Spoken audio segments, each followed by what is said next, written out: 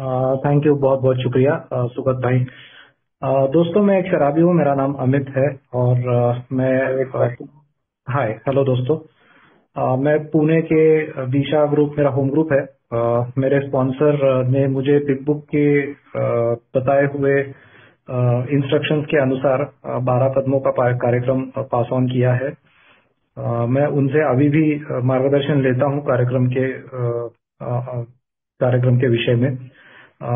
और मैं मेरे स्पॉन्सी दोस्तों को भी ये कार्यक्रम बिग बुक के माध्यम से ही पास ऑन करता हूँ, क्योंकि मुझे जो मिला है तो वो मुझे मेरे जो भी भाई रिलैप्स हो रहे हैं, या अगर कोई अभी अभी आ रहा है, ए में आ रहा है, लेकिन बीच बीच में कभी फिर स्लिप रिलैप्स हो रहा है, तो दोस्तों मुझे ये मैसेज पास ऑन करने का अवसर जब भी मिलता है, तो मैं उसे ईश्वर के ईश्वर की शक्ति पाने का रास्ता मुझे कैसे मिला, ये पास ऑन करने की एक अपॉर्चुनिटी मिलने की वजह से मैं शुक्रगुजार रहता हूँ।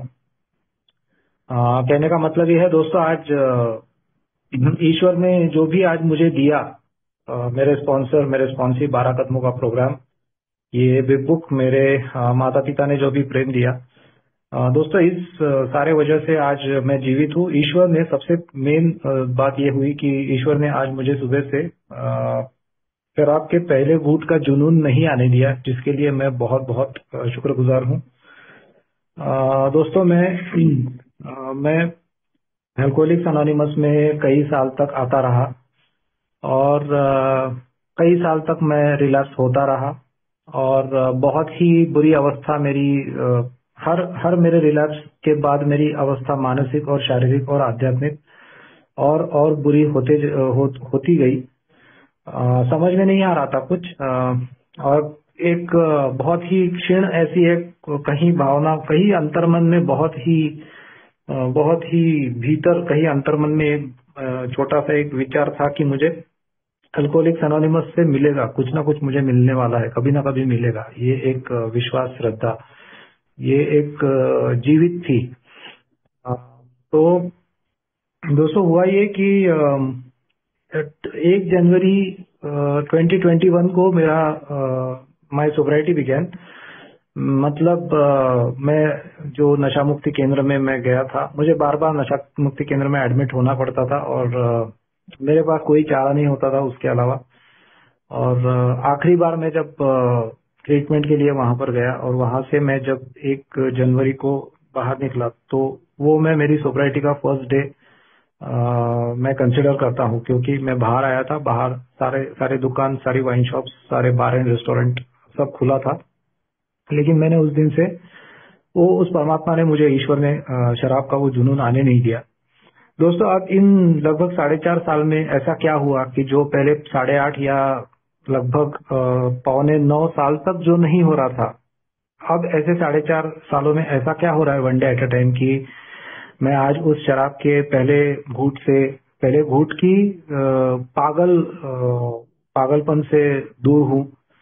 तो बस इतना ही हो रहा है कि मैं ये समझ गया हूँ, या मैंने ये मेरे अंतर्मन में स्वीकार किया है कि मुझे बिग बुक, मेरे स्पॉन्सर, मेरे स्पॉन्सी और अल्कोहलिक्स एनोनिमस की मीटिंग्स, ये अगर मैं नहीं करूंगा तो मेरे हाथ में फिर ग्लास आएगा, ये मुझे पूरा विश्वास अभी है।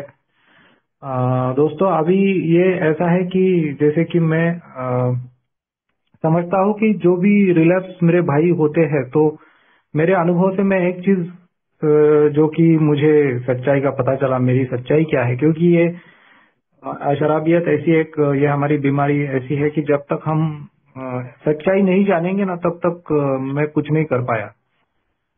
दोस्तों, ऐसे लगता था कि हर बार जब मैं रिलैप्स होता था, तो ऐसे लगता था कि क्या हुआ पिछले बार मुझे, जब वो पागलपन, वो ऑब्सेशन मुझे आया, मुझे वो ऑब्सेशन फील हुआ, तो मैंने एक्चुअली उस दिन मैंने मेरी इच्छा चलाई, और मैंने कुछ ऐसा किया कि मुझे पता था इसका परिणाम क्या होने वाला है, लेकिन मैंने वो किया। तो मतलब मैं बहुत ही गया गुजरा इंसान हूँ। मैं बहुत नालायक हूँ। मुझ में बड़ी मस्ती है और मैं बार बार एक्सपेरिमेंट्स करता हूँ। ये मुझे ऐसे हर रिलैप्स के बाद फीलिंग आता था और मेरा गुस्सा खुद पे और ज्यादा बढ़ते रहता था। अ, अब क्या हुआ तो मुझ में ऐसे कई सारे दुर्गुण या मुझ में ऐसे कई सारे बिलीफ सिस्टम्स ऐसे हैं जो कि मेरे विनाश के लिए वही काम करते हैं। तो कई चीजें जो कि मैं मीटिंग्स में सुनता था तो वो भी मुझे मैं अग्री नहीं कर पाता था उससे। कुछ चीजें मुझे अच्छी लगती थी, लेकिन मेरे अंदर जो एक जैसे कहते हैं डिनायल और जो कहते हैं कि मैं मुझे क्या हो रहा है ये किसी के साथ मैं शेयर नहीं कर पाता, ऐसी चीजें। तो कहने का मतलब ये है कि बहुत प्रॉब्लम बढ़ गया था मेरा और बहुत सालों के बाद आज जब मैं इस कार्यक्रम पे हूँ तो मुझे ये समझ में आता है कि मतलब मैं ये समझ रहा हूँ एक एक दिन के हिसाब से, क्योंकि मैं ऐसे ही दोस्तों के साथ काम कर रहा हूँ जो स्लिप में या रिलैप्स में सफर कर रहे हैं अभी। स्टिल सफरिंग अल्कोहलिक जो है तो वो सिर्फ बाहरी दुनिया में नहीं है, अल्कोहलिक्स एनोनिमस में भी कई सारे मेरे दोस्त थे जो स्टिल सफर कर रहे हैं। आज मैं ये कह सकता हूँ कि मैं जो भी बार बार रिलैप्स हो रहा था तो उसके लिए आज मैं खुद को दोषी नहीं मानता हूँ। ये इस बात के लिए है कि बिग बुक ने मुझे मेरी सच्चाई बताई। बिग बुक ने मुझे ये बताया कि अरे दादा, तुम जो समझ रहे हो ना, कल मैंने कॉल नहीं किया किसी को, कल मैंने मेरा पेट नहीं भरा, कल मैंने कुछ खाया नहीं, तो वो तुम कर ही नहीं पाओगे कभी। वो तुम कभी कर ही नहीं पाओगे। मेरा कहने का मतलब ये है कि जैसे जैसे ही मैं ये किताब पढ़ने लगा कुछ चीजें मुझे बड़ी मतलब बहुत स्ट्राइक होने लगा कि अरे यार, ये कुछ अलग मीन्स ये मेरा प्रॉब्लम क्या है ये मुझे समझा रहे। तो दोस्तों, बिग बुक में कहीं पे भी मैंने ये नहीं पाया कि तुम्हारा पेट भरा रखो और तुम क्या बोलते हो उसको, गुस्से से तुम दूर रहो, अकेले मत रहो और थक मत जाना। ये बिग बुक में नहीं लिखा है तो ये क्यों नहीं लिखा है? अब ये बिग बुक में नहीं लिखा है और ये हॉल्ट तो एक टेक्निक बताई जाती है, तो क्या वो टेक्निक गलत है? तो टेक्निक बिल्कुल भी गलत नहीं है। अल्कोहलिक्स एनोनिमस में जो भी बताया जाता है वो 100% सच है। पर मेरी बीमारी इस कदर अभी एक उग्र रूप धारण कर चुकी है कि वो अभी कोई भी ये जो मानवीय उपाय है तो वो नहीं कर सकती। मतलब मेरे ऑब्सेशन जो है वो मुझे किसी भी मानवीय उपाय को अपनाने नहीं देता। ये मेरे बीमारी की सच्चाई है। तभी ये बिग बुक में काफी सुंदर तरीके से मेरे जैसे शराबी को ये समझाया गया है कि अभी you should know the difference between what you can control and what you cannot. You should get that wisdom one day at a time. तुम क्या नहीं बदल सकते और तुम क्या बदल सकते हो। तो दोस्तों, मैं एक होपलेस किस्म का शराबी बन गया हूँ, ये फैक्ट। मैं कभी भी बदल नहीं पाऊंगा। मैं क्या बदल सकता हूँ? तो मैं इतना ही बदल सकता हूँ कि 12 कदमों के सहायता से, प्रोग्राम से, स्पॉन्सर से, स्पॉन्सी दोस्तों के साथ काम करके मुझ में जो वो जुनून है उसको वो ईश्वर एक दिन के हिसाब से नहीं आने देगा। ये तो पक्का प्रॉमिस है जो कि मैं 4.5 साल से महसूस कर रहा हूँ, एक्सपीरियंस कर रहा हूँ। दोस्तों, कैसा है कि मैं जब मीटिंग्स में मैं कई बार आते रहा, अब मैं बोलता हूँ कि वो ईश्वर ही मुझे मीटिंग्स पे भेजता रहा। कई साल निकल गए और मैंने जैसे बोला, व्यसन मुक्ति केंद्र, नशा मुक्ति केंद्र का रास्ता। बाद में मैं सोचता था कि यार मेरा जो नेचर है वही डिप्रेशन की तरफ जाने वाला है और ये था भी, ये सच भी था। मतलब ये मेरी जो पर्सनालिटी है वो बहुत ज्यादा, मतलब बहुत ही ज्यादा निराशा की तरफ जाने वाली है। पर मैं इस बात को भी ठुकरा नहीं सकता कि मेरी जो शराब नहीं रुक पाई उसके लिए जिम्मेदार तो मैं ही हूँ। कैसे? तो तीसरा कदम जो है कि हमने हमारी सोच के ईश्वर, समझ के ईश्वर को हमारा जीवन और इच्छा स्वाधीन करने का निर्णय लिया। ये जब मुझे कार्यक्रम के बारे में कुछ पता नहीं था, तभी जब मैं ये तीसरा कदम पढ़ता था तो मुझे बिल्कुल पसंद नहीं आता था ये। मतलब मुझ में वो सेल्फ विल इतना पावरफुल था कि मैं बिल्कुल तैयार भी नहीं होता था इस चीज के लिए। इसके कारण मैं आज खुद को जिम्मेदार मानता हूँ कि मेरा इतना समय गया। एक टाइम ऐसा आ गया कि लॉकडाउन चल रहा था। उस समय मैंने ये जो एंड चार्ली वर्कशॉप, जो कि यूट्यूब पे अवेलेबल है, वो मैंने सुना और उससे मुझे कुछ चीजें तो मुझे समझ में आई कि मेरे साथ ये क्यों हो रहा है। तब तक तो मैं यही बोलता रहा कि पहले तो मुझे ये बताओ कि मेरा जो डिप्रेशन का प्रॉब्लम है वो कैसे दूर होगा। तो वो अगर हो गया दूर तो मैं शराब से भी दूर रह जाऊंगा। लेकिन ऐसा एक मेरी धारणा थी और मैं बहुत सारी चीजें मैं नहीं समझ पा रहा था, क्योंकि क्या होता है कि जो चीजें सबसे ज्यादा ऑब्वियस होती है, जो चीजें सबसे आसानी से दिखती है, वही चीजें मेरा जैसा शराबी नहीं देख पाता, वही चीजें मेरे जैसे शराबी के नजर से छूट जाती है। दोस्तों, हमारा पूरा जो प्रिएम्बल है, तो हमारे जो फाउंडर है बिल डब्ल्यू, उन्होंने मतलब मेरे जैसे शराबी को ध्यान में रखते हुए ये जो किताबें मुझे दी है, तो उसका उद्देश्य ये है कि मुझे पता चलना चाहिए मेरा प्रॉब्लम क्या है, नंबर 1। मुझे पता चलना चाहिए मेरा सॉल्यूशन क्या है, नंबर 2। और मुझे पता चलना चाहिए कि मुझे डिसीजन लेना ही पड़ेगा, मुझे पसंद हो चाहे ना हो, नंबर 3। और मुझे उस डिसीजन को अप्लाई करना पड़ेगा, नंबर 4। जो कि ये 12 कदमों का स्ट्रक्चर हमारे बिग बुक में दिया हुआ है।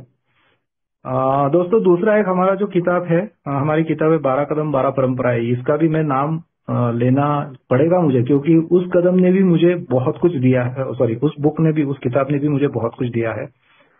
क्या हुआ कि मुझे आज ये जो विषय दिया गया है ना, तो मैं सबसे पहले ये बोलना चाहूंगा कि स्पॉन्सर्स की मेरे जीवन में कैसे मुझे इस दलदल में से बाहर निकलने में मदद हुई। तो क्या होता है कि स्पॉन्सरशिप में मेरे मेरे जो किस्म की बीमारी है, मैं जिस तरीके का शराबी हूँ, जिसको बोला गया है बिग बुक में ट्रू अल्कोहलिक या तो hopeless alcoholic, alcoholic of a hopeless variety. दोस्तों, मुझे अगर स्पॉन्सर जो है वो big book sponsorship pass on करने वाला स्पॉन्सर नहीं मिला, तो मैं मर जाऊंगा। ये मैं देख रहा हूँ, कई सारे मेरे अभी फेलो सफरिंग अल्कोहलिक्स है, तो वो बिग बुक स्पॉन्सरशिप ना होने के कारण क्या हो रहा है कि एग्जैक्टली क्या करना है ये क्लैरिटी नहीं मिल रही है। वो लोग बहुत दुविधा में, बहुत सफरिंग में, बहुत दुख में ये कर रहे हैं, अभी भी स्ट्रगल कर रहे हैं। तो मेरे स्पॉन्सर की जो मुझे मदद हुई है, उसको मैं बोलता हूँ कि ईश्वर की कृपा। मेरे जो स्पॉन्सर है, मैं ये बताना चाहूंगा, मेरे स्पॉन्सर पहली मीटिंग में आए और उसी दिन वो शराब से दूर हो गए। पर उन्होंने मेरे साथ क्या किया प्रोग्राम पास ऑन करते समय, तो उन्होंने मुझे एक चीज बताई कि वो जो 90 दिन 90 मीटिंग्स जो बताया जाता है, वो तुम्हारे लिए नहीं है अभी। नहीं है मीन्स तुम उतना करके तुम ठीक नहीं होगे। मीटिंग तो तुम्हें करनी है, बिल्कुल करनी है, लेकिन 90 दिन 90 मीटिंग्स करोगे या आज का दिन तुम मीटिंग करोगे और तुम शराब से दूर रहोगे, ये तुम्हारे लिए ये लग्जरी नहीं है। अगर तुम्हें तुम्हारी जान बचानी है तो तुम्हें बिग बुक पकड़ना ही होगा हाथ में, और इसमें जो भी निर्देश दिए गए हैं वो तुम्हें रोज के जीवन में उसका आचरण करना ही पड़ेगा। ये मुझे स्पॉन्सर ने समझाया। और एक बार उन्होंने ये भी बोला था कि उनके किसी स्पॉन्सी ने उनको पूछा था कि क्या मेरे लिए प्रोग्राम लेना जरूरी है ये 12 कदमों का। तो उन्होंने बताया था उनको कि जरूरी नहीं है, कंपल्शन अल्कोहलिक्स अनोनिमस कभी नहीं करता। मैं खुद भी पहली मीटिंग में आ गया, तब से रुक गया मैं।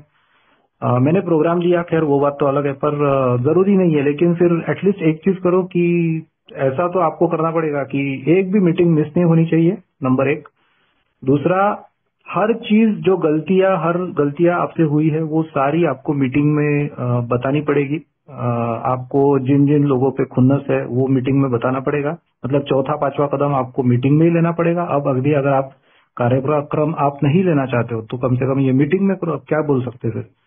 और आपको नोट डाउन करके रखना पड़ेगा कि मैंने ये बताया है, ये बताया है, ये बताया है। और इतना सारा चीज करोगे तो ठीक है, फिर प्रॉब्लम नहीं है। और मुझे मेरे स्पॉन्सर ने ये चीज बताई कि देखना, एक चीज अभी अपने जहन में डाल लो कि तुम्हें तुम्हारा जो अवलंबित्व है, डिपेंडेंसी है, वो स्पॉन्सर पे नहीं होनी चाहिए। तुम्हारी डिपेंडेंसी मीटिंग्स पे नहीं होनी चाहिए। और तुम्हारी डिपेंडेंसी किसी भी ह्यूमन बीइंग पे नहीं होनी चाहिए। मदद सभी की लेनी है, पर डिपेंडेंसी ये जो वर्ड है, तो वो बहुत कुछ मुझे बता के गया। मेरे स्पॉन्सर का ये कहने का मतलब था कि अगर कभी ऐसा हुआ कि किसी जेन्युइन रीजन की वजह से तुम्हें मीटिंग ना मिले, तो क्या करोगे? तुम्हारा इतिहास देखते हुए तो तुम पियोगे ही। मतलब उन्होंने मुझे ये भी बताया था कि तुम्हारा जो हिस्ट्री है वो साफ साफ बता रहा है कि तुम कितने भी मीटिंग्स कर लो, चलो तुम कितने ही मीटिंग्स कर लो, तुम जब तक ये प्रोग्राम ऑफ रिकवरी खुद उसके थ्रू नहीं जाते हो तुम कुछ नहीं कर पाओगे। और ये सारा मुझे बिग बुक में मिलते गया। आज मुझे ये समझ में आता है कि मेरे स्पॉन्सर ने ऐसा क्यों बताया कि dependency should only and only be on higher power. तुम्हारी डिपेंडेंसी, तुम्हारा अवलंबित्व सिर्फ उच्च शक्ति पे होना चाहिए, क्योंकि जब तुम डिपेंडेंसी बोलते हो तो तुम्हें उसकी इच्छा पूरी करनी पड़ती है। तुम अगर स्पॉन्सर पे डिपेंडेंसी रखोगे तो तुम स्पॉन्सर की इच्छा पूरी करने में लग जाओगे। तुम मीटिंग्स पे डिपेंडेंसी रखोगे तो मीटिंग ना मिलेगी कोई रीजन की वजह से तो तुम फिर स्लिप हो जाओगे। तुम किसी ए मेंबर पे डिपेंडेंसी रखोगे तो उसकी इच्छा पूरी करनी पड़ेगी, और हमें तो परमात्मा की इच्छा को ही पूरा करना है। ये जो चीजें है ना, तो मुझे मेरा प्रॉब्लम जो है वो समझाने वाला एक मार्गदर्शक मिला, जिसके वजह से आज मैं one day at a time sobriety का जर्नी एक्सपीरियंस कर रहा हूँ। एक बात मैं शेयर करना चाहूंगा कि पहले मुझे ऐसी कुछ कल्पनाएं मेरी थी कि जब मुझे ये रियलाइज नहीं, ये मुझे बहुत तो गहरे में असर कर गया कि ये कार्यक्रम मेरे लिए काम करेगा, ये करना चाहिए मुझे।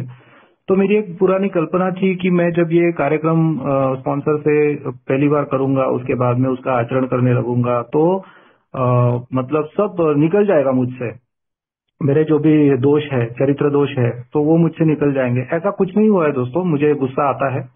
आज मैं अभी तो थोड़ी देर पहले मीटिंग के पहले सोच रहा था कि मैंने ऐसा कुछ डिसीजन एक लिया है, लेकिन मुझे एक तरफ ये भी लग रहा है कि वो सेल्फिश है डिसीजन, मैं नहीं समझ पा रहा हूँ। तो मैं मेरे स्पॉन्सर को पूछने वाला हूँ कि तुम्हें क्या लगता है, आपको क्या लगता है, क्या ये सेल्फिश डिसीजन है। तो मुझे ये करना पड़ता है, क्योंकि ऐसा नहीं है कि जो भी मैंने सोचा था कि सब निकल जाएगा, ऐसा कुछ नहीं है। मुझे 10वां कदम लेना पड़ता है, मुझे गुस्सा आता है, मुझे वो स्पॉन्सर के पास उसका कन्फेशन करना पड़ता है। ये सारी चीजें मेरे साथ होती है, और मुझे स्पॉन्सी दोस्तों के साथ काम करना पड़ता है, क्योंकि मुझे अगर जीवित रहना है तो मुझे मेरा जीवन जो है वो बिग बुक के माध्यम से ही जीना पड़ेगा। ये मेरी अवस्था है। तो अगर कोई भी अगर ऐसा बंदा भाई है जो कि रिलैप्स हो रहा है, तो अगर मेरे मैसेज से अगर मैं कुछ होप दे पाऊँ कि यह असर करता है, ये काम करता है, देयर इज अ सोल्यूशन, तो मुझे उसमें से बहुत समाधान मिलेगा। दोस्तों थोड़ा फटाफट बोलूंगा मैं, क्योंकि इसमें एक्चुअली काफी सारी चीजें हैं। अब देखो, बिग बुक जब मैंने पढ़ना शुरू किया तो मुझे ये कुछ चीजें ऐसी रियलाइज हुई कि हमारे कुछ मेंबर्स जो बताते हैं कि इस पेज नंबर पे ये दिया है, तो उसके पीछे मैं पहले समझता था कि इनको बड़ा ही अहंकार है, इनको बड़ा ही प्राइड है, गर्व है कि ये पेज नंबर बताते रहते हैं। तो अब मुझे ये महसूस होता है कि मैं जब भी स्पीकर मीटिंग में शेयर कर रहा हूँ, तो अगर मैं उसको पेज नंबर के साथ बताऊं तो किसी भाई को ये महसूस हो सकता है शायद कि अरे ये जो किताब है ये हमारे फाउंडर ने लिखी है, हमारे फाउंडर जिनको सोल्यूशन मिला उस आदमी का ये कहना है, मतलब तो ये मेरे लिए काम करेगा।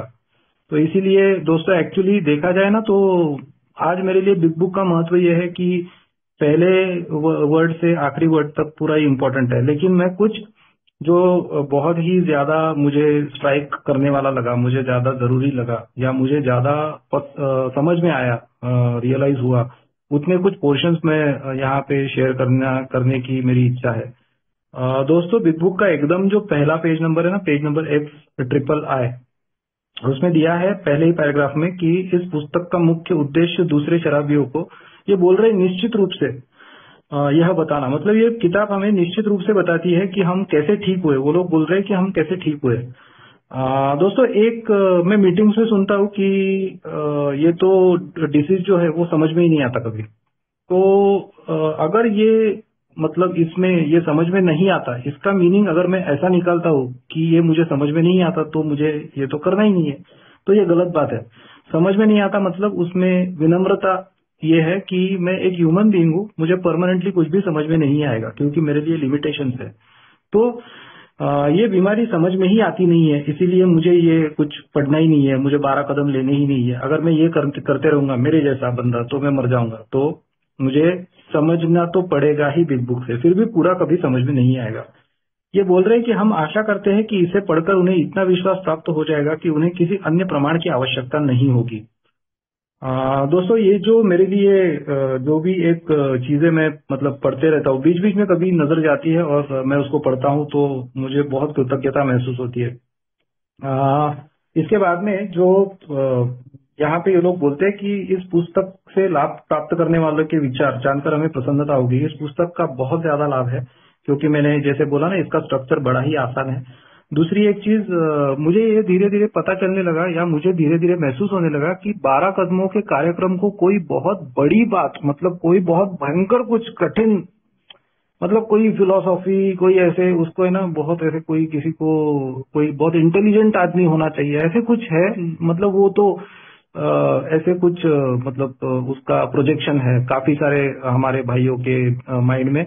मैं आज मतलब रोज के एक्सपीरियंस से मैं देख रहा हूँ कि बिल डब्ल्यू 4-5 बार उन्होंने लिख के रखा है कि ये सिंपल कोई आध्यात्मिक उपकरण, ये कोई एक सीधा साधा एक प्रोग्राम, कोई डिफिकल्ट फिलोसॉफी नहीं, कुछ नहीं। तो ये तीन तीन बार तो भी उन्होंने कम से कम बोला है कि ये simple program of action, simple tools of recovery. तो ये हमें बता रहे हैं कि मुझे ये बता रहे हैं कि अरे ये कुछ डिफिकल्ट नहीं है भैया। मैं वो बिल डब्ल्यू मुझे जानते हैं मैं कितना किस किस्म का मैं शराबी हूँ। तो वो मुझे बोलते हैं कि विश्वास रखो दादा, मैं तुम्हें ऐसा कुछ भी नहीं दूंगा कभी भी जो तुम कर नहीं सकते हो। मैं तुम्हें यही बताने वाला हूँ इस बुक में जो तुम आराम से कर पाओगे। तुम्हें विलिंगनेस है क्या, नंबर 1। और जो दुख तुमने झेला है अभी तक, जो दुख तुमने सहन किया है, वो दुख बस हो गया क्या तुम्हारे लिए, नंबर 2। तो दोस्तों इसमें लगातार पहले जो कुछ जैसे पहले संस्करण की प्रस्तावना, दूसरे संस्करण की प्रस्तावना वगैरह, ये जो है ना, तो एकदम बहुत सारे पेजेस है। फिर बाद में बिल की कहानी है, फिर डॉक्टर विलियम डी सिल्कवर्थ का जो ये है डॉक्टर की राय, उसके बाद में फिर देयर इज अ सॉल्यूशन, वो एक चैप्टर है। ये सारे ही चैप्टर में पहले 164 में जो जो दिया है ना, वो मेरे लिए मैंने बहुत महत्वपूर्ण पाया है। पर 163 पेजेस तो मैं पूरे नहीं पढ़ सकता, लेकिन मुझे एक चीज का आंसर तो बिग बुक से दोस्तों मिला कि ऐसा क्यों होता था कि मैं कभी भी ये नहीं कर पाया। मतलब जब भी मुझे पीने का आकर्षण हुआ तो मेरा अंत उसमें पीने में ही हुआ। कभी भी मैं वो नहीं कर पाया, मतलब खुद को रोक नहीं पाया। कभी कभी तो ऐसा भी हुआ, कभी कभी ये हुआ कि मैं पीयूं या ना पीयूं, दुविधा, मेंटल ट्विस्ट। बिल डब्ल्यू बोलते हैं कि वो पहले ड्रिंक के, फर्स्ट ड्रिंक के पहले एक मेंटल ट्विस्ट होती है। मतलब मेरा जो माइंड है ना, होपलेस अल्कोहलिक का, वो माइंड साला क्या हो जाता है ना, डिस्टॉर्टेड हो जाता है, वो ट्विस्ट हो जाता है, ऐसा टेढ़ा दिमाग हो जाता है वो। और ये दिमाग जो कि ट्रुथ नहीं देख सकता। और वो बोलते हैं कि ये जो मेंटल ट्विस्ट है ना, पहले घूट के पहले जो होती है, तो वो बड़ी खतरनाक है वो। अब मुझे आंसर मिला कि क्या है ये, मैं क्यों नहीं कर पाया कभी भी। ना मैंने कभी फोन उठाया, ना मैंने मेरा पेट भरा। इसका मेरा जवाब, मतलब मुझे ऑब्सेशन वर्ड को मैंने मीनिंग जब डिक्शनरी में देखा तो वहां पर मुझे मिला कि भैया ये ऑब्सेशन मतलब ये एक फोर्स है। और ये एक फोर्स इतना पावरफुल है कि वो आपकी किसी भी दूसरी कल्पना को ये कुचल देगा। मेरी जितनी भी कल्पनाएं थी, मैं इससे आगे मैं पेट भरा रखूंगा, मैं फोन ही लगाऊंगा, मैं पानी पीऊंगा, मैं यही करूंगा, मैं मीटिंग नहीं छोड़ूंगा। तो ये सारी चीजें मुझे ये अभी मतलब महसूस होता है कि मुझे क्यों नहीं हासिल हुई कभी भी। दोस्तों पेज नंबर 43 पे कुछ है जो मैं पढ़ना चाहूंगा, क्योंकि इसी सेंटेंस की वजह से मुझे पता चला कि यार मेरे लिए ये बिग बुक कितना आवश्यक है। मैंने ये स्पॉन्सर के साथ भी पढ़ा, मैंने कई बार कई ग्रुप्स में मैंने पढ़ा है। मैं कई बार ये मेरे स्पॉन्सी दोस्तों के साथ भी पढ़ते रहता हूँ। हर बार मैं जब बिग बुक पढ़ता हूँ तो मैं कुछ नया कुछ पढ़ रहा हूँ, ये मुझे प्रतीत होता है, या तो एक्सपीरियंस आता है। पेज नंबर 43 पे बिल डब्ल्यू ने मेरी जो समस्या है वो मुझे एक बार बताई है। एक बार दोबारा एक खास समय में शराबी के पास। अब ये जो एक खास समय में बोल रहे हैं, तो मेरे लिए तो खास समय कभी था ही नहीं। हर समय में मेरे जैसे शराबी के पास शराब के पहले घूंट से बचने के लिए कोई प्रभावशाली मानसिक सुरक्षा नहीं होती। मेरे पास कोई मानसिक सुरक्षा नहीं है अभी भी। मेरे पास नहीं है वो मानसिक सुरक्षा, वो तो ईश्वर से मुझे मिलती है। वो मुझे काम करना है, 12 कदमों पे चलना है। कुछ अपवादों को छोड़कर, तो कुछ अपवाद मतलब मेरे कई दोस्त हैं जो कि मीटिंग में, मतलब ए में आए, मीटिंग करने लगे, उनको बड़ा अच्छा लगने लगा, उनका जीवन अच्छा हो गया, वो खुशी खुशी शराब से दूर हो गए। लेकिन मेरा प्रॉब्लम ये नहीं था कभी भी। जैसे ही बोतल का ढक्कन लगता था तो मैं इतना तहस नहस हो जाता, मैं इतना चिड़चिड़ा, इतना निराशावादी, इतना असंतुष्ट। ऐसा हो जाता था कि मैं जब तक दूसरी बार शराब नहीं पीऊंगा मुझे अच्छा लगता नहीं था। तो my disease start when the bottle where the bottle ends. तो ये बोलते हैं कि न तो मैं स्वयं न तो कोई दूसरा व्यक्ति यह सुरक्षा प्रदान कर सकता है, मेरी सुरक्षा एक उच्च शक्ति ही प्रदान करेगी।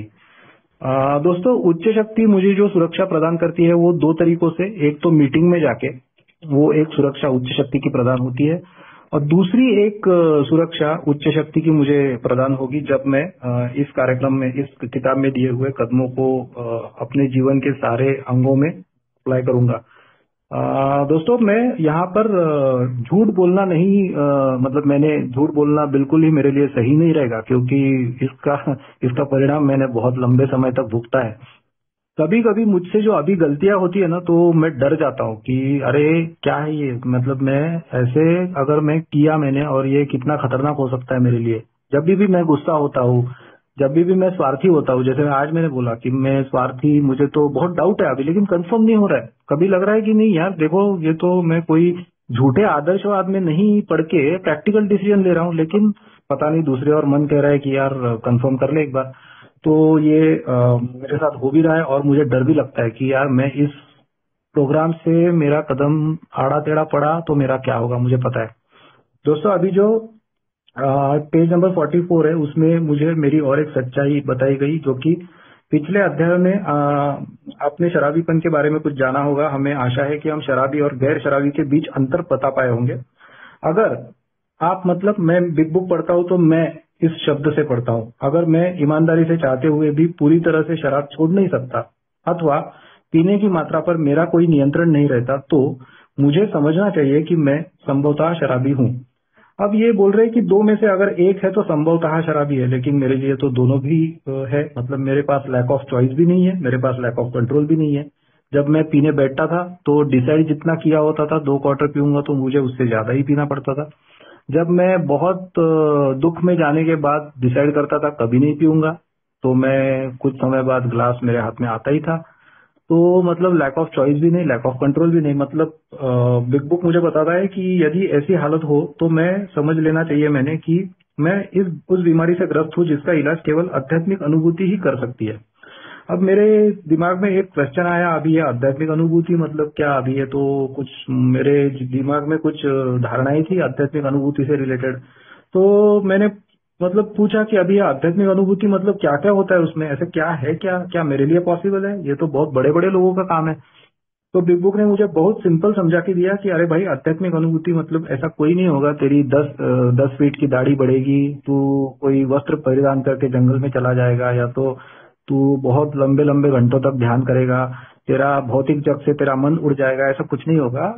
बहुत आध्यात्मिक अनुभूति मतलब इतना ही होगा। दो तरीके से समझाया गया कि तेरे व्यक्तित्व में इतना परिणाम, इतना बदल होगा कि अब तुम शराबियत से एक दिन की रिकवरी पा सकोगे, ये है एक। और दूसरी एक सिंपल उन्होंने बोला कि आध्यात्मिक अनुभूति से क्या होगा, तो तेरी जो तुम्हारी जो पुरानी धारणाएं, old ideas, emotions and attitudes that used to drive my life once upon a time will be casted to one side and a new set of ideas, emotions and attitudes will take their place। नई दृष्टिकोण मुझ में आएंगे, और ये मैं बिल्कुल मतलब अनुभव कर रहा हूँ कि मेरे दृष्टिकोण सच में ही एक एक दिन के हिसाब से बदल रहे हैं। खुद की तरफ देखने के, ईश्वर की तरफ देखने के, मेरे भाइयों की तरफ देखने के, अल्कोहलिक्स एनोनिमस के, और दुनिया को देखने के। दोस्तों, ये 45 में तो डायरेक्टली मुझे समझ में ही आ गया कि मेरे लिए ये किताब बहुत ही जरूरी है। हर रिलैप्स को मैंने याद किया और मुझे रियलाइज किया कि मेरी शक्ति की कमी मेरी दुविधा थी। पेज नंबर 45, शक्ति की कमी ही मेरी दुविधा थी। मुझे उस शक्ति को खोजना था जिसके सहारे मैं जीवित रह सकूं, और निस्संदेह यह शक्ति हर हाल में मुझसे उच्च होनी चाहिए थी, यह तो स्पष्ट था। परंतु मैं उस उच्च शक्ति को कहाँ और कैसे खोजूं? जी हाँ, यह पुस्तक ठीक इसी विषय पर है। इस पुस्तक का मूल उद्देश्य मुझसे उच्च शक्ति की खोज में मेरी सहायता करना है, जिसे प्राप्त कर मैं अपनी समस्याओं को सुलझा सकूंगा। इसका अर्थ यह हुआ कि वो लोग बोल रहे हैं कि उन्होंने जो पुस्तक लिखी है वह उनके अनुसार आध्यात्मिक होने के साथ साथ नैतिक भी है, और इसका निश्चित भाव यह है कि वो ईश्वर के बारे में बात करने वाले हैं। यहाँ पर अज्ञेयवादियों को कठिनाई आती है, मुझे भी कठिनाई आई, क्योंकि मैं अल्कोहलिक्स एनोनिमस में मेरी श्रद्धा खो गई थी जब मैं आया था। एक समय था जब मेरी श्रद्धा थी, अल्कोहलिक्स एनोनिमस में आया तो वो खत्म हो गई थी। तो दोनों मैंने एक्सपीरियंस किए हैं। तो मैं तो बहुत डाउटफुल था कि यार मैं तो सबसे ज्यादा मेरा गुस्सा तो ईश्वर पे ही था, तो क्या वो मुझे कैसे वो शक्ति देगा। तो मेरे स्पॉन्सर ने बताया कि ईश्वर ऐसा नहीं होता है, ईश्वर ऐसा होता है कि हमारा बिग बुक बोलता है कि जिस किसी ने भी ईश्वर की खोज करने की इच्छा जताई है और कृति की है, ईश्वर उसके लिए कोई भी डिफिकल्ट शर्तें नहीं रखते हैं। ये बड़ा ही तसल्ली देने वाला मेरे लिए कुछ था बिग बुक ने दिया हुआ। दोस्तों, जब मैं पढ़ा ना कि शक्ति की कमी, तो मुझे समझ में आया, अरे जो मैं सोचता हूँ कि मेरे थॉट में, दिमाग में एक जो थॉट आना चाहिए कि अरे बाप रे किसी को फटाफट कॉल करो, तो इसके लिए एक मानसिक शक्ति की आवश्यकता है और बिग बुक बोल रहा है मेरे पास नहीं है वो। आज मैं 100% कन्विंस्ड हूँ कि इसके आगे अगर कभी भी जिंदगी में, मैं नहीं चाहूंगा कभी ऐसा हो, पर मुझे नहीं पता आगे जाके क्या होगा, अगर मैं इस कार्यक्रम से अगर मैं दूर हट गया तो फिर से मुझ में वो ऑब्सेशन, वो पागलपन, वो जुनून आएगा। और अगर वो जुनून कभी भी मेरे जीवन में आता है, ऑब्सेशन मुझ में आता है, तो मैं कुछ नहीं कर पाऊंगा, मैं पीऊंगा, ये मुझे पक्का मालूम है। तो वो ना होने देने के लिए मुझे इस कार्यक्रम को जीना है रोज के रोज। तो दोस्तों, अगर मैं बस इतना ही पास ऑन करना चाहता हूँ कि अगर बार बार रिलैप्स हो रहे तो मुझसे तो कभी नहीं हुआ कि इसके बाद मैं फोन करूंगा, इसके बाद मैं 2 मीटिंग करूंगा, इसके बाद मैं 4 मीटिंग करूंगा। मुझे सच्चाई क्या है ये समझना ही पड़ा। और ये जब समझ में आई तो मैं नतमस्तक हो गया, जो कि डॉक्टर विलियम सिल्कवर्थ बताते हैं कि आप नतमस्तक हो जाएंगे। दोस्तों, अभी जैसे कि कुछ चीजें ऐसी है, मैंने जो अभी पढ़ा ना पेज 45, तो इसमें जो अभी दिया था वो तो मुझे बहुत सही तरीके से आइडेंटिफाई हुआ। एक चीज जो कि काफी मतलब समय तक मुझे ऐसा लगता था कि मुझे ज्यादा से ज्यादा आइडेंटिफिकेशन मिलता है, पर बिल डब्ल्यू बोलते हैं कि अरे आइडेंटिफिकेशन मिलना पूरा नहीं है प्रोसेस, आइडेंटिफिकेशन मिलना तो बस पार्ट ऑफ द प्रोसेस है। उसके ऊपर एक्शन क्या करनी है ये जब तक पता नहीं चलेगा ना, तब तक तो कुछ भी नहीं होगा। मतलब simply identifying my problem will not solve my problem. तो मुझे, मैं आध्यात्मिक रूप से बीमार कैसे हूँ, अ, लंबे समय तक मुझे ऐसे लगते रहा कि मैं, जो मेरे झगड़े होते हैं, मैं बहुत ज्यादा गुस्से में आ जाता हूँ, मैं बहुत ज्यादा एग्रेसिव हो जाता हूँ, या तो मैं बहुत ही निराशा में चला जाता हूँ, बहुत दुखी होता हूँ। ये मेरी आध्यात्मिक बीमारी है। तो दोस्तों, बिग बुक साफ साफ बता रहा है कि वो जो सारी चीजें हैं वो आध्यात्मिक बीमारी नहीं है, वो आध्यात्मिक बीमारी के लक्षण है। मुझे अगर आध्यात्मिक बीमारी मेरी समझ में आती है तो मुझे पता चलेगा कि मुझे उस पे उपचार कैसे करना है। दोस्तों, 52 पेज नंबर पे जो हम अज्ञेयवादी ये प्रकरण है, यहाँ पर अंतर्गत अस्तव्यस्तता, मेरे हाथ से जो भी गलत चीजें हुई वो तो मेरी बाहरी अस्तव्यस्तता थी। अंतर्गत अस्तव्यस्तता बिग बुक 52 पे बोलता है कि मुझे मेरे खुद से प्रश्न करना पड़ा कि मैं अपनी निजी समस्याओं के प्रति मेरा दृष्टिकोण बदलने के लिए इतनी तत्परता क्यों नहीं दिखाता जितनी कि मैं पुरानी धारणाओं और पुरानी मशीनों को बदलने में। मुझे नंबर 1, मुझे व्यक्तिगत संबंधों को लेकर परेशानी थी, अरे बिल्कुल, नंबर 1। नंबर 2, मैं अपनी भावनाओं को नियंत्रित करने में असमर्थ था, अरे बिल्कुल बिल्कुल मैं तो था। तीसरा, हम कष्ट में थे, मैं कष्ट में था और तनाव का शिकार था, बिल्कुल सही है। चौथा, मैं जीवन का निर्वाह नहीं कर पा रहा था। पांचवा, मुझ में व्यर्थता की भावना का एहसास था। नंबर 6, मैं भयभीत था, मैं दुखी था, दूसरों के लिए लाभकारी नहीं था। 7 एंड 8। तो ये मेरी अंतर्गत अस्तव्यस्तता है, जिसको बिग बुक, जो हमारा big book English big book है, उसको बोलता है बेडेविलमेंट। बेडेविलमेंट मतलब डेविल मेरे अंदर है, और वो जो डेविल है वो बेडेविलमेंट को ही हमारे कई सारे सदस्य, ए के सदस्य बोलते हैं कि ये हमारी इंटरनल अनमैनेजेबिलिटी है, या कुछ हमारे मेंबर्स इसको अनट्रीटेड अल्कोहलिज्म बोलते हैं, जो कि मैं बहुत ज्यादा रेजोनेट करता हूँ अनट्रीटेड अल्कोहलिज्म इस संकल्पना से। तो ये जो मेरे अंतर्गत अंदर, अगर ये अंतर्गत अस्तव्यस्तता अगर मुझे मिलती है, मैं जब खुद को खोजता हूँ इस पुस्तक के सहारे, तो मुझे वहां पे ही क्लियर हो जाता है कि मुझे ये कदम बुक में दिया हुआ, बिग बुक में दिया हुआ हर कुछ मुझे अपनाना पड़ेगा। दोस्तों देखो, कैसा होता है कि यहाँ से आगे कुछ ऐसी चीजें जो कि मतलब मैंने पाई कि मुझ में ज्यादा डिफिकल्ट बन गई है। स्पॉन्सर के साथ मैं जब कदमों में काम करने लगा, मैं आज बोलता हूँ उस परमात्मा ने, उस ईश्वर ने मुझे वो सद्बुद्धि मुझे दी कि उसकी कृपा हुई, मुझे पता चला ये मुझे करना है। तीसरा जो ये है हमारा जो तीसरा कदम है, वहां पे बिग बुक में जो दिया है कि क्या हो क्या गया, तो मैंने मेरे जीवन का कैसे नुकसान कर लिया। क्यों? क्योंकि मैं स्वेच्छा पे जीता रहा। मैंने पूरा मेरा लाइफ स्वेच्छा पे ही जिया है। तो अब मैं अगर और इसके आगे भी अगर मैं स्वेच्छा से अगर जीते रहूंगा, तो बिग बुक मुझे बताता है कि again result is going to be the same. Bill W ना तो ऐसा बोलते हैं कि आप आते रहो तो सब कुछ अपने आप ठीक हो जाएगा, वो ये भी नहीं बोलते। वो बिल डब्ल्यू ये भी नहीं बोलते कि तुम बड़े कमीने हो, तुम हरामी हो, कुछ भी नहीं बोलते। बिल डब्ल्यू ऐसा कुछ नहीं बोलते। वो सिर्फ इतना बोलते हैं कि तू मर जाएगा बस। ये बता रहे इसमें कि जो दूसरे कदम में मैंने जो निर्णय लिया कि मुझे मेरे सोच के ईश्वर के मतलब मेरी सोच का ईश्वर ही मुझसे वो पागलपन निकालेगा। तो पहले कदम में मुझे समस्या पता चली, दूसरे कदम में पहले ही कदम में मुझे आध्यात्मिक बीमारी भी पता चली 52 पे। दूसरे कदम में मुझे समझ में आया कि मैंने सारा ही करके देख लिया है, कुछ भी नहीं हो रहा है, तो ईश्वर ही मुझे ठीक करेगा। दूसरा कदम होने के बाद तीसरे कदम में मुझे ये बोला गया कि देखो, तुम्हें सेल्फ विल छोड़ना पड़ेगा और तुम्हें गॉड्स विल को अपनाना पड़ेगा। मुझे हिंदी बिग बुक की एक चीज अच्छी लगती है कि तीसरे कदम के तुरंत बाद उन्होंने बहुत जो ट्रांसलेशन किया है वो सटीक है।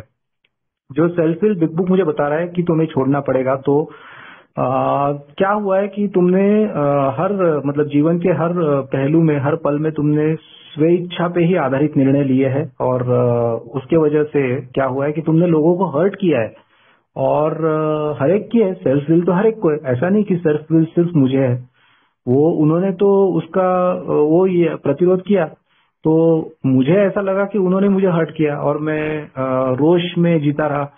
तो तीसरे कदम के बाद मैं जब ये डिसीजन लेता हूं ना कि इसके बाद में स्वेच्छा पे जी के नहीं चलेगा, मुझे डिसीजन लेना है, तो ये डिसीजन शब्द बड़ा इंटरेस्टिंग है।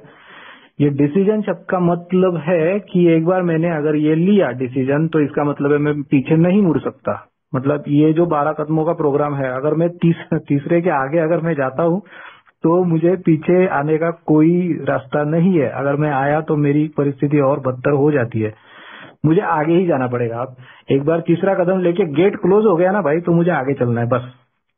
तो ये जो तीसरे कदम में बोला था ना कि अभी हिंदी बिग बुक में बोला है कि ये कदम तो हमारे लिए बड़ा महत्वपूर्ण है। तो डिसीजन वर्ड को दूसरी तरफ से ऐसे भी देख सकते हैं, जैसे इंसिजन नाम का एक वर्ड है। इंसिजन मतलब क्या? सीजन मतलब ये रूट वर्ड है। सीजेयर मतलब टू कट। देखो, मुझे क्या करना है, मेरी स्वेच्छा जो है वो कट करते रहनी पड़ेगी। मुझे रोज के रोज मेरी स्वेच्छा को कट करते रहना पड़ेगा और मुझे गॉड्स विल को अपनाना पड़ेगा। क्योंकि कैसा है कि ये इवेंट नहीं है 12 कदम, ये रोज की प्रक्रिया है। तो ये बताता है कि मुझे क्या करना है। तो भले ही मेरा तीसरा कदम बड़ा ही महत्वपूर्ण मेरा डिसीजन है, लेकिन अगर मैं तुरंत ये शब्द बड़ा ही इंपॉर्टेंट है, अगर मैं तुरंत चौथे कदम पे ना जाऊं, मैं कृति पे ना जाऊं, तो उस मेरे निर्णय को कोई महत्व नहीं रहेगा। और मेरे भाइयों से बात होती है, और वो ये जब पूछते हैं कि ऐसा बताया जाता है कि पहले 3 कदमों की प्रैक्टिस करो, तो मैं ये बताता हूँ कि मेरे लिए ये काम नहीं किया। आज समझ में आ रहा है क्यों नहीं किया, क्योंकि पहले कदम की प्रैक्टिस नहीं की जाती। हम कभी प्रॉब्लम की प्रैक्टिस नहीं करते हैं, प्रैक्टिस सोल्यूशन की जाती है। तो एक्सेप्टेंस जो चीज है वो सिर्फ ऐसा नहीं होता कि मैं स्पीकर मीटिंग में कुछ सुन लूंगा, एक्सेप्टेंस इज द सबसे बेस्ट थिंग और मुझ में एक्सेप्टेंस आ जाएगा, ऐसा नहीं होगा। 12वें कदम तक क्योंकि मैं रिलैक्स होने वाला शराबी हूँ, इसीलिए मैं बोल रहा हूँ, मैं जब तक 12 कदम नहीं करता कृति के माध्यम से, तब तक मुझे एक्सेप्टेंस में का ए भी पता नहीं चलेगा।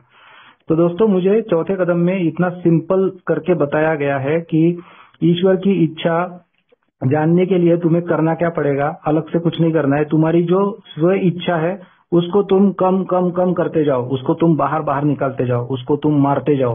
तो जो बचेगा, जो शेष बचेगा, वो सेल्फ विल से ईश्वर की इच्छा तुम्हें पता चलने लगेगी। तो ऐसा बोला गया है कि मुझ में कुछ ऑब्स्टेकल है, मुझ में कुछ ये है इम्पेडिमेंट या ऑब्स्टेकल है, जो कि ईश्वर की कृपा मुझ में बहने नहीं देते। तो चलो पहले इस ऑब्स्टेकल को ढूंढो। तो ऑब्स्टेकल की डिस्कवरी करना है। 3D है, पहले तो मुझे डिस्कवर करना है, फिर मुझे डिस्क्लोज करना है और फिर मुझे डिस्कार्ड करना है। डिस्कवर मतलब ढूंढना है, डिस्क्लोज मतलब किसी एक को बताना है और डिस्कार्ड मतलब मुझे खुद से वो फेंकने की तैयारी बनानी है प्रार्थना के साथ और ईश्वर के कृपा के साथ, कृति के साथ वो करना है। तो दोस्तों चौथे कदम में मुझे जब बताया गया कि 6 महीने वगैरह कुछ नहीं, प्रीएम्बल बोलता है कि शराब से ऊंची एक शक्ति है और उस शक्ति को तुम अब ढूंढो, अब, ना कि 90 दिन के बाद, ना कि 6 महीने के बाद, ना कि 1 साल के बाद। तो ये बताते हैं स्पॉन्सर कि तुम्हें ठीक कब होना है तो तब तुम ये कदमों पे काम चालू कर दो। दोस्तों चौथे में जब मैंने वो लेखा जोखा मेरा लिखा तो मुझे ये पता चला कि ये 5वें कदम में मेरे स्पॉन्सर को ही दिखाना जरूरी है, क्योंकि बिग बुक में सारे डेडली वार्निंग्स दिए हुए हैं। बिग बुक कभी भी हमें झूठी आशा नहीं देता है, ना तो बिग बुक हमें फालतू में डराता है।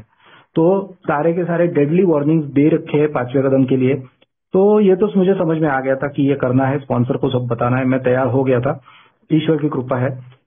लेकिन मुझे एक चीज आज ये पता चलती है कि ऐसे तो बोला गया है कि कोई धर्मगुरु या ऐसे किसी इंसान के पास भी कर सकते हो, बट हमारे इंग्लिश लिटरेचर में एक चीज बोली है कि लेकिन जो आदमी, मैं जिसके पास 5वां कदम करूंगा उसके पास मैंने अगर खुद को पूरा ही डिस्क्लोज नहीं किया तो मैं पीऊंगा, मुझे तो मालूम है मैं पक्का ही पीऊंगा। और दूसरी चीज ये है कि जिसके पास मैं मेरी चीजें डिस्क्लोज करने वाला हूँ, कन्फेशन करने वाला हूँ 5वें कदम में, वो आदमी मुझे उसने काउंसिल देना चाहिए, मतलब मुझे उसने उसका एडवाइस देना चाहिए कि मेरे चौथे कदम में मेरी जिम्मेदारी क्या थी। जो मुझे रोष खुन्नस जो आ रही है वो गलती मेरी है, तो वो मेरी गलती कैसे।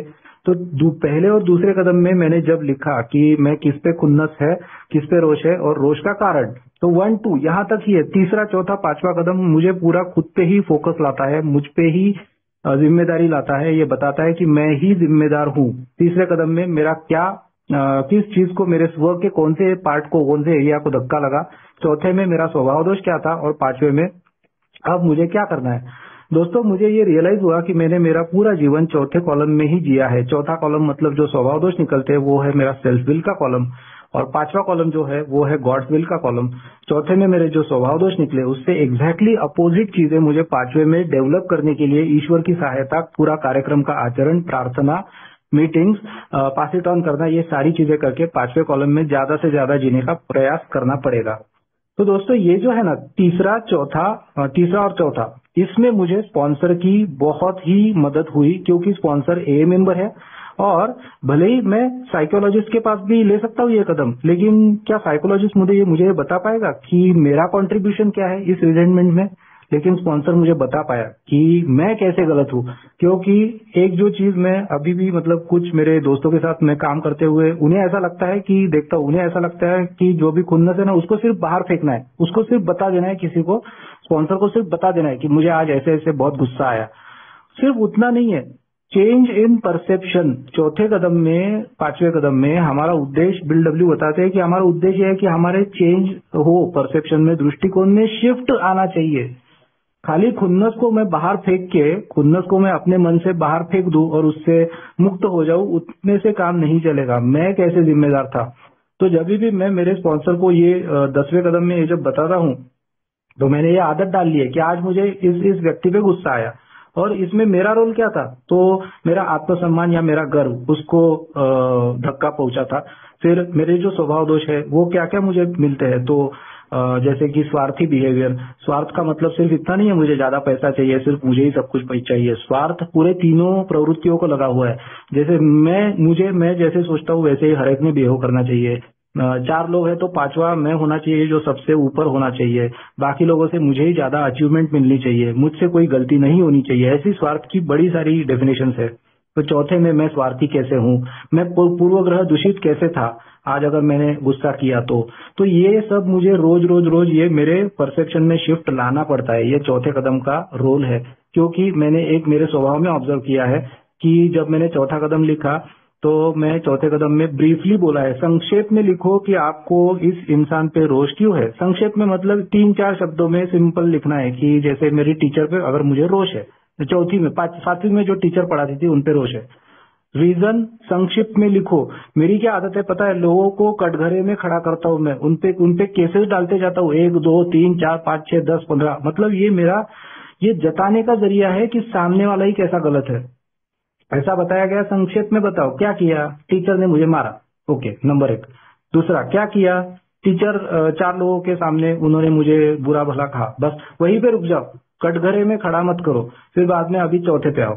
तो इस तरीके से है ना, मुझे ये समझाया गया कि चौथे कदम का उद्देश्य ना कि जो गुस्सा है उसको सिर्फ बाहर फेंकना, इतना ही नहीं है, वो तो एक पार्ट है बाहर फेंकना। दूसरा ये है कि तुम्हारे दृष्टिकोण में बदलाव कर रहा हूँ रोज रोज, पता नहीं कब और ज्यादा बदलाव आएगा, पहले से तो बेहतर है, इतना मैं पक्का अनुभव कर रहा हूँ। दोस्तों 5वें कदम में और एक मैं चीज बोलना चाहूंगा आज के विषय के ही रिलेशन में।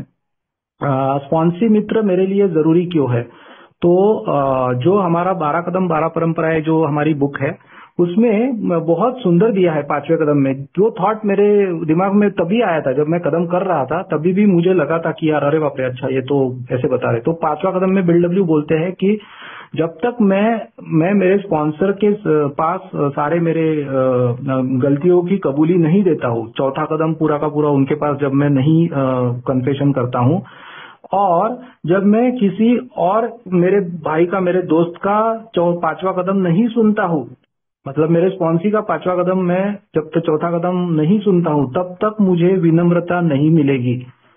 आज मैं इसीलिए इस चीज का इम्पोर्टेंस मैं समझता हूँ कि मेरे जीवन में स्पॉन्सी मित्र कितने जरूरी है। उनके बिना मैं कुछ नहीं कर पाऊंगा। मेरे जीवन में स्पॉन्सर कितने जरूरी है, उनके बिना मैं कुछ नहीं कर पाऊंगा। तो ये कोई भी अहंकार नहीं है इसमें, आज मैं स्पॉन्सर कर रहा हूँ, ठीक है। किसी किसी को लगता है कि ये इतना क्यों बता रहा है स्पॉन्सरशिप के बारे में, तो किसी को लगता है ये अहंकार के लिए बोल रहा है, ठीक है, मैं उनको तो बदल नहीं सकता, लेकिन मैं ये बता सकता हूँ कि यस, मेरे लिए ये जीवन बहुत जरूरी है, मेरे लिए स्पॉन्सर करना बहुत ज्यादा जरूरी है। दोस्तों कैसा है कि 12 कदम का प्रोग्राम जो है, तो मुझे मेरे मार्गदर्शक ने ये बताया था कि हमारे बिग बुक में, हमारे साहित्य में जो दिया है कि 10वां 11वां और 12वां, मेरे स्पॉन्सर के वर्ड मुझे अभी भी याद है कि वो उन्होंने मुझे बताया था कि ये कदम है ना, मेंटेनेंस तो ठीक है, लेकिन वो बोलते कि ये कदम ग्रोथ के है, ग्रोथ मतलब मेरी जो आध्यात्मिक स्थिति है उसमें बढ़ाव होना चाहिए, उसमें इम्प्रूवमेंट होनी चाहिए एक दिन के हिसाब से, तभी मैं कुछ कर पाऊंगा। तो 10वां 11वां 12वां कदम मेरे लिए बहुत ज्यादा जरूरी है, वो उन्होंने पहले ही बोला था। दूसरी एक चीज जो मुझे बताई गई, मुझे आज तक याद है, 4.5 पहले यह हमारा कॉन्वर्सेशन हुआ था, 4.5 साल पहले। तो मुझे बताया गया था कि पूछा था कि क्या तुम अपनी मर्जी से पैदा हुए, मैंने कहा नहीं। क्या तुम अपनी मर्जी से मरोगे, मैंने कहा नहीं। तो उन्होंने पूछा कि अभी तुम क्यों अपनी मर्जी से जीते हो, अभी पकड़ो, तुम गॉड्स विल को पकड़ो। तो ये जब मैं प्रोग्राम में ज्यादा से ज्यादा मैं कृति करने लगा, और हर टाइम पे जहाँ पे भी मुझे दुविधा आती थी, उस टाइम पे मेरे स्पॉन्सर ने ये कार्यक्रम बिग बुक के माध्यम से आचरण उसका करते हैं वो, तो इसी वजह से वो मुझे समझा पाते हैं कि क्या प्रॉब्लम हुआ है। आज भी मुझे 10 स्टेप उनके साथ लेनी पड़ती है, मैं उनके साथ ही लेता हूँ, अभी भी लेता हूँ। और फिर वो मुझे बताते हैं। आज अभी मुझे थोड़ा बहुत आइडिया आ गया है कि चौथे कॉलम में मुझसे क्या गलती है, तो वो अभी ठीक ठाक, मतलब मैं क्लेम नहीं कर सकता सब कुछ पता चल गया, क्योंकि वो बहुत बड़ा धोखा होगा, वो अहंकार का वो होगा। लेकिन मुझे इतना समझ में आता है, अच्छा मेरे में आज ये आया था, मेरे में ये स्वभाव दोष ये थे। फिर उनको मैं बोलता हूँ कि ये मुझे चौथे कॉलम में मिला, तो फिर वो बताते हैं कि इसमें ये भी ऐड करो, इसमें ये भी मुझे साफ साफ दिख रहा है, और फिर उस हिसाब से मेरा ये चल रहा है आज। मैं बोलूंगा कि जितने चेंजेस मैंने एक्सपेक्ट किए थे ना, उतने तो नहीं हुए, पर काफी सारे हुए हैं। क्योंकि एक तो प्रोग्राम का जो प्रॉमिस है कि मुझे एक दिन के हिसाब से ईश्वर वो पागलपन नहीं आने देगा, ये तो मेरे जीवन में पूरा हो रहा है, अनुभव कर रहा हूँ। बिल डब्ल्यू बोलते हैं कि डेली रिप्राइव, मतलब रिप्रीव मिलेगा मुझे डेली एक दिन के आधार पर, कॉन्टिजेंट अपॉन, मतलब dependent upon, contingent upon maintenance of my spiritual condition. मेरी जो स्पिरिट की कंडीशन है वो मुझे मेंटेन करनी, अगर मैंने मेंटेन की तो वो ईश्वर मुझे नहीं आने देगा पागलपन, उसकी शक्ति मुझे मिलेगी। दोस्तों एक चीज मैंने ये पाई है कि बिग बुक में बड़ा सुंदर मेरा जो वर्णन दिया है कि मेरे पास जीने के लिए शक्ति नहीं है। मैंने बहुत लोग देखे हैं, मैंने मेरे माता पिता को देखा है, उन्होंने जब भी जीवन जिया तो उन्होंने लाइफ ऑन लाइफ टर्म्स जिया, उन्होंने जीवन को जीवन की शर्तों पे जिया है।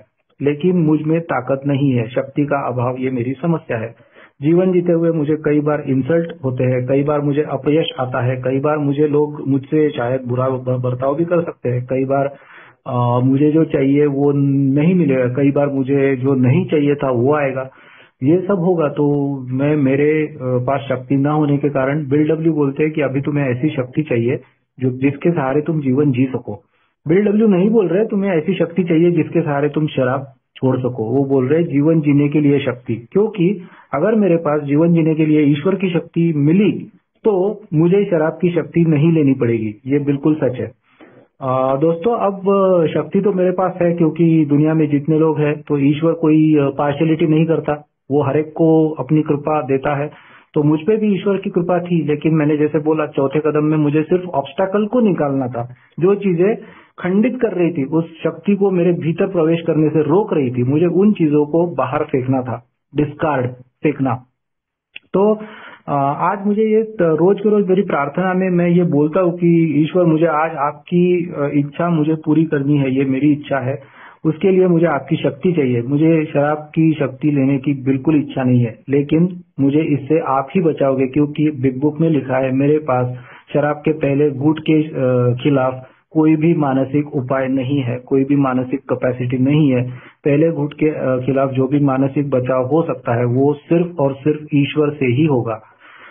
दोस्तों, एक जो कि मैं आज मेरे स्पॉन्सी दोस्तों के साथ काम करता हूँ, उसका रीजन ये है कि बिग बुक में बड़े साफ साफ शब्दों में वर्किंग विद अदर्स, ये जो चैप्टर है, तो वर्किंग विद अदर्स ये चैप्टर में मतलब कार्यान्वित करना, उसके बाद में जो कि दूसरों के साथ काम करना, ये जो है, तो बिल डब्ल्यू इतना सुंदर बताते हैं। मतलब ये कितना कितना ये इंटेलिजेंट इंसान था कि उन्होंने बोला 97 पे कि दूसरों की सहायता करना ही मेरी रोग मुक्ति की नींव है।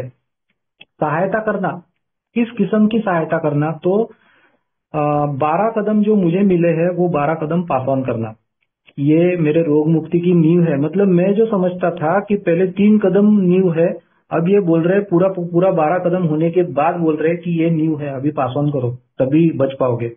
यदा कदा कोई भला काम कर लेना काफी नहीं है मेरे लिए। जरूरत हो तो मुझे प्रतिदिन एक सच्चे परोपकारी व्यक्ति की तरह बर्ताव करना होगा। और दोस्तों, ये मेरे लिए मैं जरूरी मानता हूँ। यहाँ पे और एक बताते हैं 94 पे कि कार्यक्रम की रूपरेखा बताते हुए मेरे जो दोस्त है, स्पॉन्सी दोस्त, उसे मुझे विस्तार से बताना चाहिए कि कैसे मैंने मेरा मूल्यांकन किया, कैसे मैंने अपने अतीत को ठीक किया और अब मैं उसकी मदद करने का प्रयत्न क्यों कर रहा हूँ। उसके लिए यह महसूस करना महत्वपूर्ण है कि मेरे द्वारा उसकी सहायता का प्रयास मेरे अपने उपचार का एक आवश्यक हिस्सा है। तो कहाँ का अहंकार आता है इसमें? मैं मेरे लिए कर रहा हूँ, कोई उसमें कोई मैं बड़ा बहुत परोपकारी काम, बहुत मतलब जबरदस्त कोई वो नहीं कर रहा हूँ, मेरा अपना भला होने वाला है इसमें। तो इसमें अहंकार की कोई गुंजाइश नहीं है। वास्तव में मेरा स्पॉन्सी मुझे मिल रही सहायता से कहीं अधिक मेरी सहायता कर रहा है। मतलब मेरे स्पॉन्सी की मैं जितनी सहायता कर रहा हूँ उससे ज्यादा सहायता मेरा स्पॉन्सी मेरी सहायता कर रहा है। इसीलिए मैं मेरे स्पॉन्सी का मैंने इसमें उल्लेख किया आज के टॉपिक में, बहुत जरूरी है मेरे लिए, नहीं तो मेरा रिलैप्स अटल है।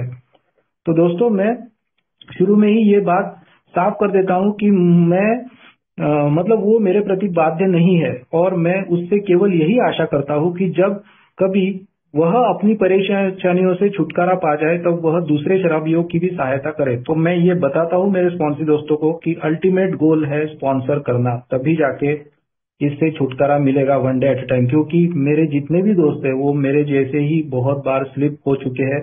कुछ मेरे स्पॉन्सी दोस्त ऐसे हैं जो शराब से तो दूर थे लेकिन खुश नहीं थे। उसे बता दे कि मैं भले की अपेक्षा दूसरों के हित को प्रमुखता देना बहुत महत्वपूर्ण है मेरे लिए। यह भी साफ कर देना चाहिए, मुझे साफ साफ बताना चाहिए कि वो किसी दबाव में नहीं है।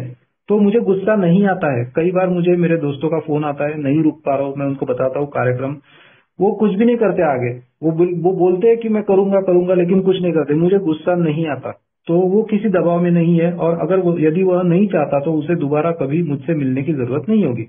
दोस्तों, सारे का सारा जो मुझे करना है वो बिग बुक में क्लियर कट लिखा है। तो इसीलिए दोस्तों, मैं यही मेरे अनुभव से बताना चाहता हूँ कि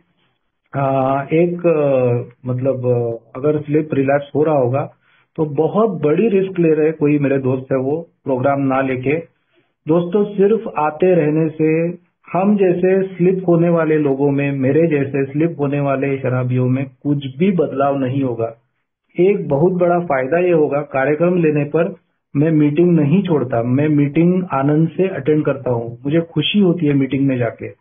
तो यही मुझे पास ऑन करना था आज, कि ये कार्यक्रम सच में बहुत पावरफुल है, जितना मैं बांटूंगा उतना मुझे मिलेगा। तो इसीलिए मुझे आज पायोनियर ग्रुप ने अपॉर्चुनिटी दी, तो बहुत ही खुशकिस्मत हूँ, बहुत ही शुक्रगुजार हूँ, धन्यवाद देना चाहता हूँ। Thank you.